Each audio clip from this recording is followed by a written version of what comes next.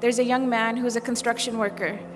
And he's working on the construction of a masjid, of a big grand mosque.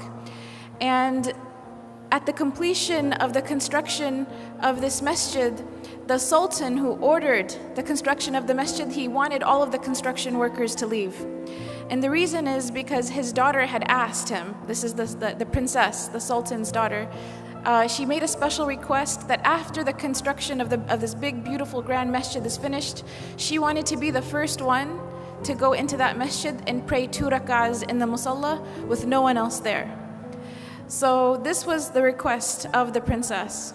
So the masjid is finished, the construction workers leave, and this one construction worker, he was falling behind, he was late, and he didn't realize that everyone else had already left. And they had allowed the princess into the masjid to go pray. So as he's leaving, he catches a glimpse of the princess inside the musalla of the masjid praying 2 rak'ahs of nafl. And the scene was just so incredible to him. It was such an amazing scene. And he basically just fell in love with the princess. It was just a very beautiful image to him, and he fell in love with her. And it became more than that. He became infatuated with her.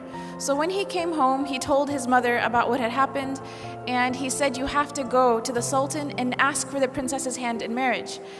And the mother said, I can't do that. You're a construction worker. No one's the sultan's not going to have his daughter marry you. But this construction worker became infatuated. He couldn't work, he couldn't think, he couldn't eat, he couldn't sleep. He was just in a miserable state. And the mother, out of fearing for her son and his well-being, she realized that if she doesn't do something, he may die because he's refusing food and water at this point. So she goes to the palace and she asks to speak to the sultan, and the guards, they turn her away. And she insists and she says, my son is going to die. I have to talk to the sultan. So finally, they let her talk to the sultan. And she mentions the story to the sultan, and the sultan asks that she come back with the construction worker. So they come back together, and he tells the construction worker, after everyone leaves the masjid at nighttime, after Isha prayer, you have to come and pray qiyam in this masjid for 40 nights. If you come and pray qiyam in this masjid for 40 nights straight, I will let you marry my daughter. And he said, there will be someone there to make sure that you come.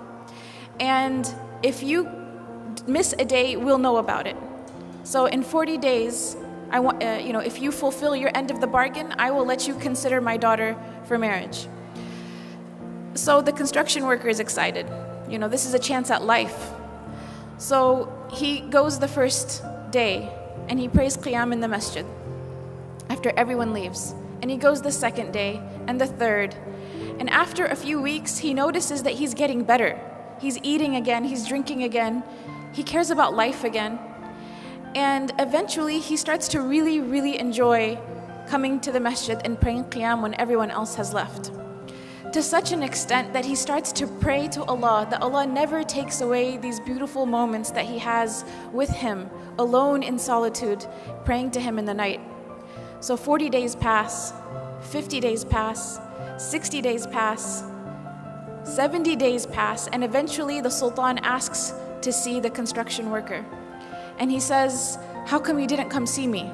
You fulfilled your end of the bargain. You prayed all 40 nights. We saw that you prayed. How come you didn't come and see me?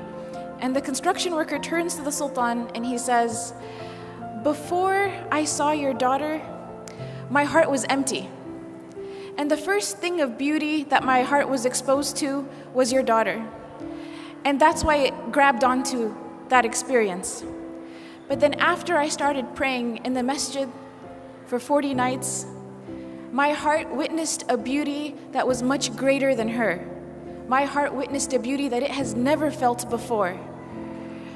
And he tells the sultan, he goes on to say, thank you so much for offering me your daughter to consider, but I am happy where I am and I am in no need of her. And he goes on his way. And he doesn't marry the princess because he had found a love and a beauty and a happiness that was much greater than just seeing the princess that one time. And this was the love of Allah subhanahu wa ta'ala. This is the beauty of a close relationship with Allah subhanahu wa ta'ala. This is something that only the one who has experienced it can really talk about it. Or can, and even if they were to try to talk about it, it doesn't do it justice. And Ibn Taymiyyah, he talked about this. He said, the one who does not enjoy the Jannah of this life will not enjoy the Jannah of the next life. And the scholars talked about what did Ibn Taymiyyah mean. And it's to be in a state where the slave of Allah loves Allah so much and is pleased with their Lord, and Allah loves His servant so much and is pleased with His servant. And this is mentioned in the Quran, radiyallahu anhum wa radu an. This is referring to the companions, but it's this mutual relationship of love with the Creator. When we talk about the categories of sweetness of Iman, to love Allah subhanahu wa ta'ala more than we love everyone and anything else, including ourselves, is something that brings the sweetness of Iman. And you could think, how could loving someone other than myself bring happiness? Only when it's Allah subhanahu wa ta'ala.